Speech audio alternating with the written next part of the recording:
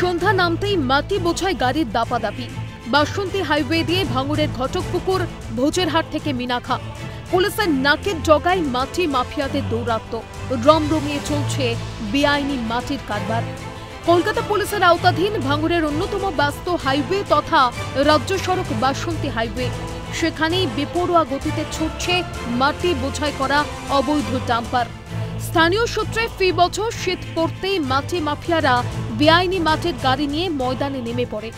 এলাকার জলাভূমি ভরাট করা সহ নিচু জায়গা ভরাট করতে তারা সিদ্ধহস্ত। পিচের রাস্তার উপর মাটি পড়ে বিপদসংকুল হয়ে উঠছে রাস্তা। প্রায়শই ঘটছে দুর্ঘটনা। স্থানীয় সূত্রে খবর, কলকাতা পুলিশের আওতায় আসার পর প্রায় 50টি দুর্ঘটনা ঘটেছে এই বাসন্তী হাইওয়েতে। মৃত্যু হচ্ছে বেশ কয়েকজনের। আতঙ্কে স্থানীয়রা। জল পিচ্ছিল হয়ে কাদা হয়ে যায়, যাতায়াত করতে খুবই অসুবিধা হয়। ডাম্পারগুলো খুবই ভয়াবহ গাড়ি, ওরা পায়ে দিয়ে যখন যায় আমাদের খুবই ভয় লাগে। আর ওরা গাড়িগুলো খুব স্পিডে যায়। আমার পাশে যদি আরও কিছু মানুষ আসে, অবশ্যই প্রশাসনকে, একার দ্বারা তো সম্ভব নয়, যদি আরও কিছু মানুষ আমার সঙ্গে আসে এই বিষয়ে প্রশাসনকে অবশ্যই বলবো।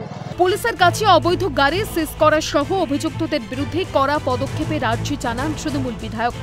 কলকাতা পুলিশের সমস্ত অফিসারকে এবং আমাদের ডিসি সাহেবকে আমি অনুরোধ করব যে অবিলম্বে এই ধরনের কর্মকাণ্ড যদি কেউ করে, অবিলম্বে গাড়িগুলোকে সিজ করা এবং তার সঙ্গে সঙ্গে যে বা যারা যুক্ত আছে তাদেরকে অবিলম্বে অ্যারেস্ট করা এবং আইনি পদক্ষেপ, আইনি ব্যবস্থা তাদের বিরুদ্ধে নেওয়া।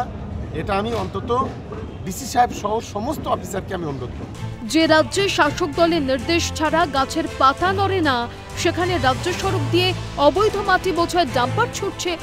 এদিকে প্রশাসনের হুঁশ নেই। প্রশ্ন তুলে তীব্র তোপ বিজেপির। দৌরত্ব কেন বাড়ে? এই সময় ইট কাটে, চারিদিকে আপনি দেখবেন ছোট ছোট ইটের ভাটা গজিয়ে উঠেছে এবং সেখানে এই মাটিগুলো চুরি করে বিক্রি হচ্ছে। এই মাটিগুলো যে চুরি করে বিক্রি হচ্ছে ওইখানে যাচ্ছে।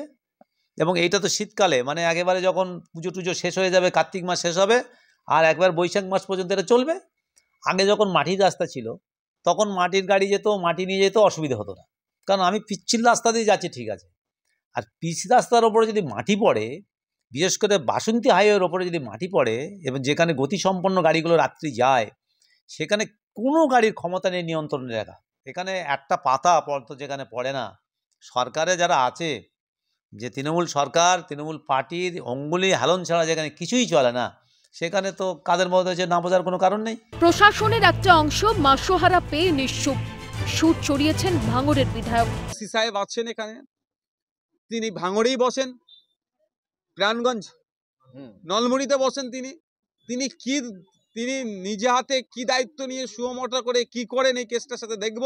আর মাটির যেটা বলছেন, প্রশাসনের একটা অংশকে টাকা দিয়ে এগুলো চালাচ্ছে অবৈধভাবে। এগুলো বন্ধ হওয়া দরকার।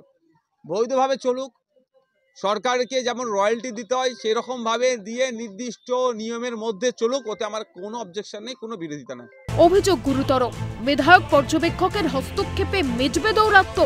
প্রশাসনের নজর পড়বে অবৈধ এই দাপাদাপিতে। তমাল সরকারের রিপোর্ট, ক্যালকাটা নিউজ।